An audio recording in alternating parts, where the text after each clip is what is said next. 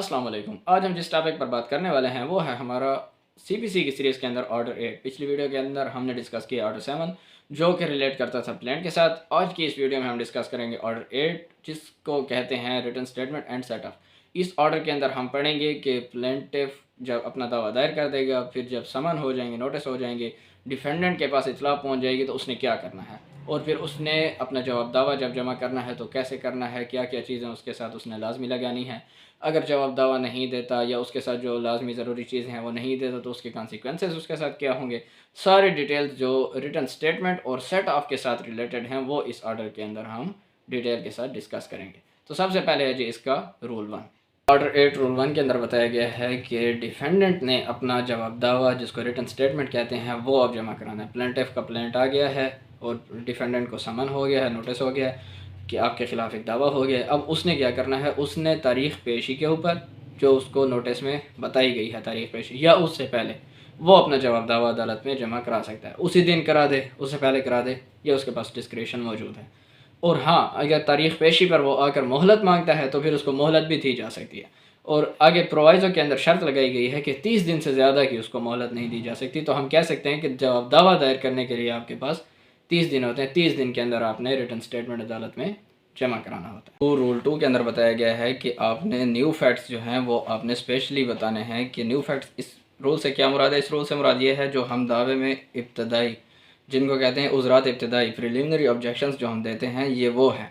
अगर ये आप दावे में पहले नहीं बताते तो फिर ये बाद में जब आप बताएंगे तो प्लेंटिफ के लिए ये सरप्राइज़ होगा और बैक वक्त उसके लिए इनका जवाब देना मुश्किल हो जाएगा, या फिर ये ऐसे इश्यूज़ ऑफ फैक्ट बन जाएंगे जो प्लेंट से नहीं आए होंगे, तो फिर ये आपके किसी काम के नहीं होंगे। इश्यूज़ किस चीज़ पर बनते हैं? प्लेंट में प्लेंटिफ कुछ अलेज करता है, रिटर्न स्टेटमेंट में डिफेंडेंट उसको डिनाई करता है, तो उसके ऊपर अदालत इशू फ्रेम करती है। अब अगर आपने रिटर्न स्टेटमेंट के अंदर उनको डिनाई ही नहीं किया या ये न्यू फैक्ट्स हैं जो आपने बताए ही नहीं, तो फिर उसके ऊपर इशू नहीं बनेगा, और बाद में अगर इशू बनेगा तो वो आपके किसी काम का नहीं होगा क्योंकि वो प्लेंट से नहीं आया होगा। तो इसके अंदर यह बताया गया है कि उस ज़रात इब्तदाइया प्रिलिमिनरी ऑब्जेक्शंस आपने बताने हैं जो आप न्यू फैक्ट्स जानते हैं। आप जानते हैं कि इसका दावा मेंटेनेबल नहीं है, या इसका दावा कानून की नज़र में वाइड है, ट्रांजैक्शन वाइड है, वाइडेबल है, यानी कि कॉज ऑफ एक्शन नहीं बनती, फॉल्स और फ्रिविलियस क्लेम है, या ये क्लीन हैंड से नहीं आया, या मेंटेनेबिलिटी, या इसकी तरफ से अभी परफॉर्मेंस रहती है, यानी कि मुद्दई ने दावा किया है कि मैंने इसको गाड़ी बेची है, इसने मुझे पैसे देने हैं, या मैंने इसको पैसे दिए, इसने मुझे गाड़ी वापस करनी है। अब उसने पहले आपको पूरे पैसे नहीं दिए, यानी कि वक्त से पहले आ गया है, कोर्ट फीस का मामला है, किसी भी कानून का मसला है, कोई भी ट्रांजैक्शन वाइड है, वाइडेबल है, आप जो उज़र जानते हैं वो आपने बताना लाजमी है। अगर आप नहीं बताते तो उसके लिए सरप्राइज़ होगा और उसका बैक वक्त उसके लिए आंसर देना मुश्किल हो जाएगा। और दूसरा ये कि उसके ऊपर एक ऐसा इशू फ्रेम हो जाएगा जो आपके लिए किसी काम का नहीं होगा। और जो चीज़, ये जनरल रूल है कि जो चीज़ आप प्लीडिंग में नहीं लगते फिर उसके ऊपर आप एविडेंस नहीं ला सकते और फिर उसको आप साबित नहीं कर सकते। तो रूल 2 ऑर्डर 8 रूल 2 के अंदर यही बताया गया है। उसके बाद ऑर्डर 8 रूल 3 के अंदर ये बताया गया है कि आपने किसी भी जो प्लेंटिफ ने ग्राउंड्स एलेज किए हैं अपने प्लेंट के अंदर, उनको आपने स्पेसिफिकली हर एक को डिनाई करना है। आपने सिर्फ ये नहीं कह देना कि मैंने नहीं देने या मेरे ख़िलाफ़ ये लाइबिलिटी नहीं बनती। आपने बताना है कि मेरे ख़िलाफ़ नहीं बनती, क्यों नहीं बनती, कैसे नहीं बनती। आपने स्पेसिफिकली हर एक ग्राउंड को, फॉर एग्ज़ाम्पल उसने, बीवी ने दावे के अंदर 2-3 चीज़ें मांगी हैं। उसने मेंटेनेंस भी मांगी है, उसने डावरी आर्टिकल्स भी मांगे हैं, उसने तलाक भी मांगी है, और उसने हक महर भी मांगा है। तो आपने सिर्फ ये नहीं कह देना कि मैंने नहीं देने या मैंने दे चुका हूँ। आपने कहना है कि नहीं, मैं तो इसको बसाना चाहता हूँ, मैं इससे तलाक, ये मुझसे क्यों लेती है, मैं तो इसको बसाना चाहता हूँ। उसने 5 लाख रुपए मेंटेनेंस मांग लिया, आपने कहना है कि नहीं, इतनी तो मेरी हैसियत भी नहीं है, ये मेरे साथ आकर रहे, मैं इसके सारे राइट्स और ऑब्लिगेशंस पूरे करने के लिए तैयार हूँ। इसी तरह वो डावरी आर्टिकल्स मांग रही है तो आपने उसका भी अलहदा से बताना है। यानी कि जो जो चीज़ उसने अलहदा से ग्राउंड्स में मांगी है आपने भी अलहदा अलहदा हर चीज़ को डिनाई करना है। एवेसिव डिनाइल नहीं करना। आगे 4 में हम पढ़ते हैं रूल 4 के अंदर कि एवेसिव डिनाइल कोई डिनाइल नहीं है। तो यहाँ पर भी वही बात है, उसी से रिलेटेड है कि स्पेसिफिकली आपने एक एक चीज़ को एक्सप्लेन करना है। आपने बताना है कि मैंने तो नहीं देना है, मेरे खिलाफ तो बनते ही नहीं है, सिरे से बनते नहीं है, इस तरह नहीं बनते। जिस तरह उसने अलेज किया है आपने भी उसी तरह हर ग्राउंड को अलग अलग डिनाई करना है। रूल 4 के अंदर ये बताया गया। और आखिर में उसने कहा है कि एक्सेप्ट डैमेजेस। डैमेजेस के बारे में आपने ऐसा नहीं करना। डैमेजेस के बारे में आपने नहीं बताना कि मैंने इतने देने हैं, आपने जस्ट उनका इनकार कर देना है। फिर अदालत ने खुद डिटरमाइन करना है कि आपके खिलाफ डैमेजेस बनते हैं या नहीं बनते और कितने बनते हैं। डैमेजेस हमेशा बंदे की हैसियत के मुताबिक होते हैं, तो इसके ऊपर ये रूल अप्लाई नहीं होगा, बाकी हर चीज़ के ऊपर ये रूल अप्लाई होगा। उसके बाद ऑर्डर 8 रूल 4 के अंदर ये बताया गया है कि आपने जो जवाब दावे के अंदर डिनाइल करना है वो एवेसिव डिनाइल नहीं होना चाहिए। एवेसिव कहते हैं तजब्ज़ब, यानी कि अदालत को आपने तजब्ज़ब में नहीं डालना, अदालत को आपने यानी कि गुमराही में नहीं डालना। आपने पॉइंट ऑफ सब्सटेंस पे बात करनी है। आपने ये बताना है कि कैसे ये बात सच नहीं है। फॉर एग्ज़ाम्पल, मुद्दई ने अपने दावे के अंदर कहा कि इसने ये पैसे वसूल किए हैं, तो आपने अब ये नहीं कहना कि मैंने नहीं किए, आपने ये नहीं कह देना कि नहीं लिए। आपने साथ में वजाहत करनी है, आपने साथ में वो वजह भी बतानी है कि कैसे नहीं लिए, या कुछ ले लिए हैं, कितने बाकी रह गए हैं, कैसे दे दिए हैं। यानी कि आपने डिनाइल के साथ डिटेल भी देनी है कि किस तरह आप उस बात को तरदीद कर रहे हैं। सिर्फ ये कह देना कि ये बात सच नहीं है तो ये काफ़ी नहीं होगा। तो रूल 4 के अंदर यही बताया गया है कि डिनाइल, एवेसिव डिनाइल कोई डिनाइल नहीं है। आपने पॉइंट ऑफ सब्सटेंस के ऊपर बात करनी है, आपने उस चीज़ का आंसर देना है। उसके बाद ऑर्डर 8 रूल 5 के अंदर ये बताया गया है कि जैसे हम पढ़ रहे हैं कि आपने जो डिनाइल करना है वो स्पेसिफिक करना है, एवेसिव नहीं करना। 3 के अंदर हमने पढ़ा है कि स्पेसिफिक डिनाइल करना है। 4 के अंदर पढ़ा है कि एवेसिव डिनाइल नहीं करना। अब अगर किसी ने स्पेसिफिक डिनाइल नहीं किया, एवेसिव डिनाइल कर दिया, तो फिर इसका नुकसान क्या होगा? इसका नुकसान ये होगा कि अदालत समझेगी आपने वो फैक्ट एडमिट कर लिया है, आपने उसके ऊपर एडमिशन कर लिया है। ठीक हो गया। उसके बाद वो इसकी एक्सेप्शन बता रहा है कि अगर कोई डिसेबिलिटी में ये काम करता है तो फिर उसके ऊपर ये रूल अप्लाई नहीं होगा। फॉर एग्जांपल, कोई माइनर ये काम कर लेता है तो फिर उसके ऊपर ये रूल अप्लाई नहीं होगा, फिर उसकी बात को एडमिशन नहीं समझा जाएगा। उसके बाद प्रोवाइजर में वो बताता है कि आर्टिकल 133 ऑफ द QSO ये कहता है 113 कि facts admitted need not be prove. जो फैक्ट एडमिट हो चुके हैं अब उनको प्रूव करने की ज़रूरत नहीं है। लेकिन इस जनरल रूल की एक्सेप्शन भी है कि अदालत जो एडमिटेड फैक्ट्स हैं उनको भी प्रूव करने का कह सकती है। तो इसके अंदर ये बताया गया है। तो ऑर्डर 8 रूल 5 के अंदर बेसिकली यही बताया गया है कि जो आप स्पेसिफिक डिनाइल नहीं करते तो वो आपका एडमिशन समझा जाएगा, माइनर करता है तो वो नहीं समझा जाएगा, और जो एडमिट हो गया उसको प्रूव करने की ज़रूरत नहीं है, लेकिन अदालत प्रूव करने का कह भी सकती है। उसके बाद ऑर्डर 8 रूल 6 के अंदर बताया गया है सेट ऑफ। सेट ऑफ क्या होता है? सेट ऑफ ये होता है कि जैसे मुद्दई अपने प्लेंट के अंदर कुछ मांगता है, पैसे मांगता है डिफेंडेंट से कि इसने मुझसे इतने पैसे लिए हैं, इसने मेरे इतने पैसे देने हैं। तो इसी तरह डिफेंडेंट के पास भी हक है कि वो अपने रिटर्न स्टेटमेंट में कह सकता है कि मैंने तो इसके इतने देने हैं। अगर वो एडमिट करता है या नहीं करता वो अलग बात है। वो ये कह सकता है कि इसने भी मेरे पैसे देने हैं। तो इसने भी मेरे पैसे देने को हम क्या कहते हैं? इसको हम कहते हैं सेट ऑफ। तो वो अपने रिटर्न स्टेटमेंट के अंदर क्लेम कर सकता है, और इसका ऐसे ही असर होता है जैसे कि ये एक नया दावा आ गया हो, क्रॉस क्लेम आ गया हो, एक क्रॉस सूट आ गया हो, जैसे कि ये एक अर्जी दावा आ गया हो। तो फिर उसके ऊपर भी अदालत उसी केस के अंदर, उसी एक दावे के अंदर final decree, final judgement announce करेगी। तो होना क्या चाहिए? रिकवरेबल एज ए, यानी कि कानून के मुताबिक आप उसको ले भी सकते हो। फॉर एग्जांपल, कोई जुए के पैसे ना हो, कोई शर्त के पैसे ना हो, ऐसे पैसे हो जो आप रिकवर भी कर सकते हो।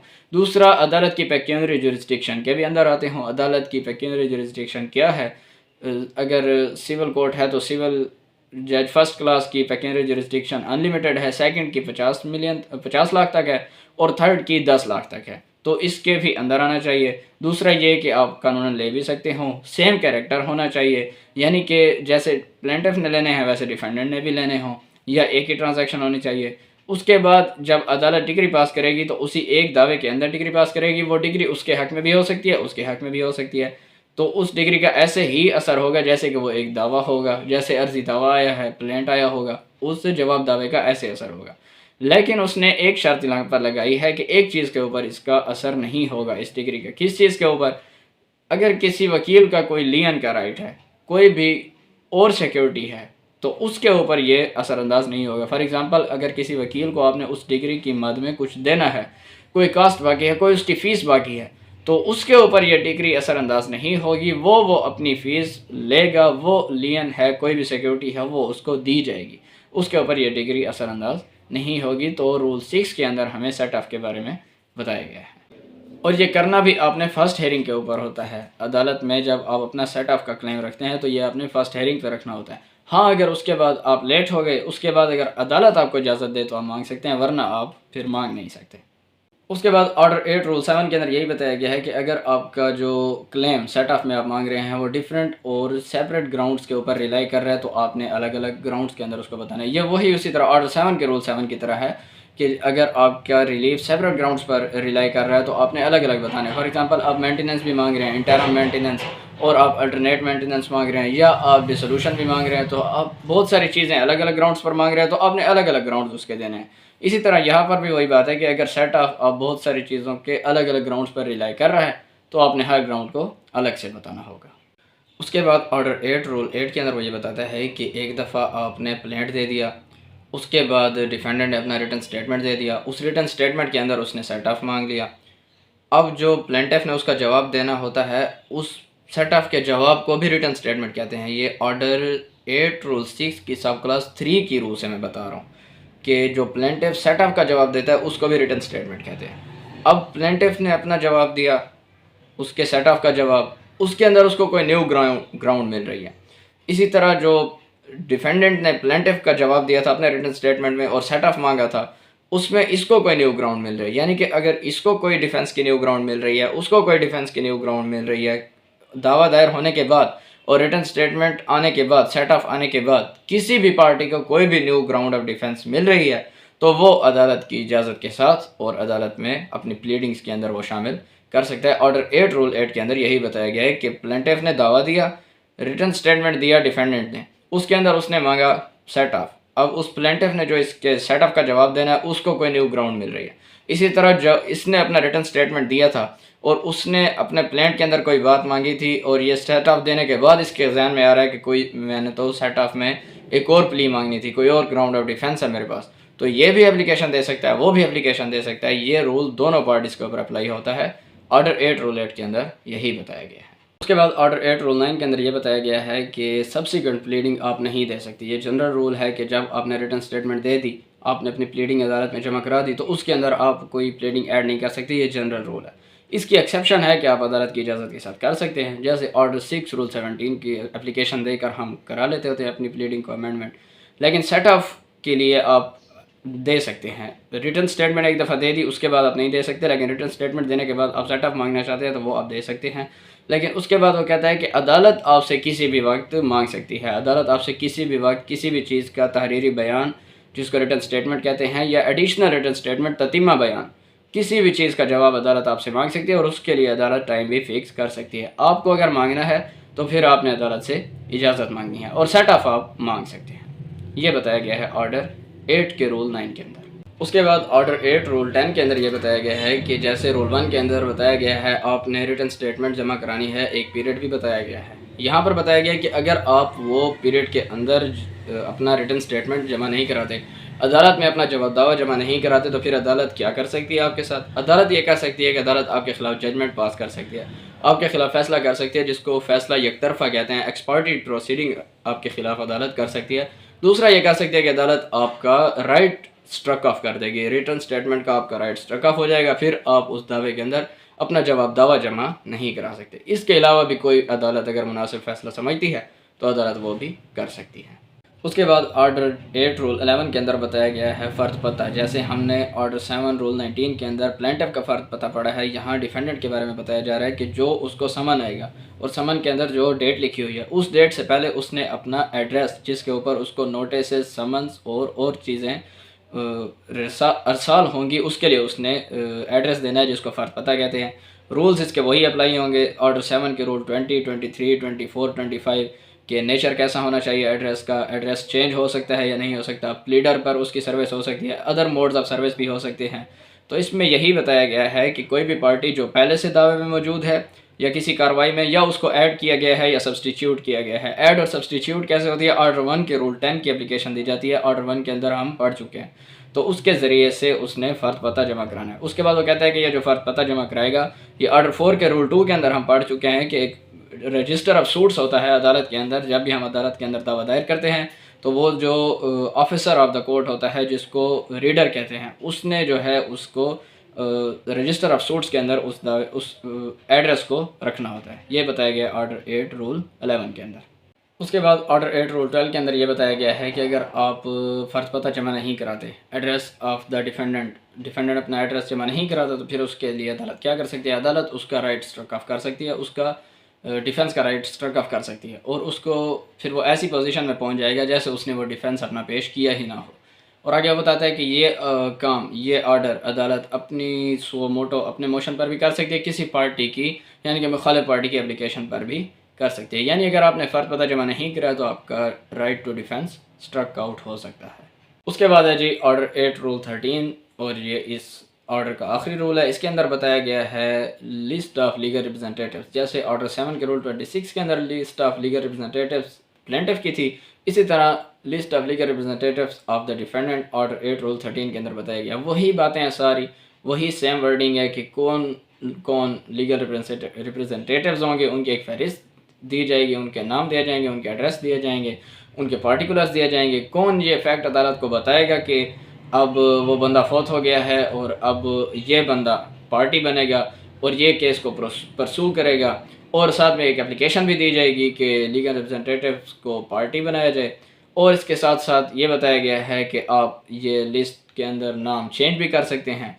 उसके बाद ये बताया गया है कि जो आप नाम देंगे या चेंज करके देंगे तो वो अपील तक, रिव्यू तक, रिवीजन तक, इस सूट में हर जगह तक फिर वही लोग लीगल रिप्रेजेंटेटिव्स रहेंगे। ये बताया गया है ऑर्डर 8 के रूल 13 के अंदर। ये था जी हमारा ऑर्डर 8। उम्मीद है कि आपको ऑर्डर 8 की समझ आ गई होगी। मिलते हैं अपनी अगली वीडियो में, तब तक के लिए थैंक यू सो मच। अल्लाह हाफिज़।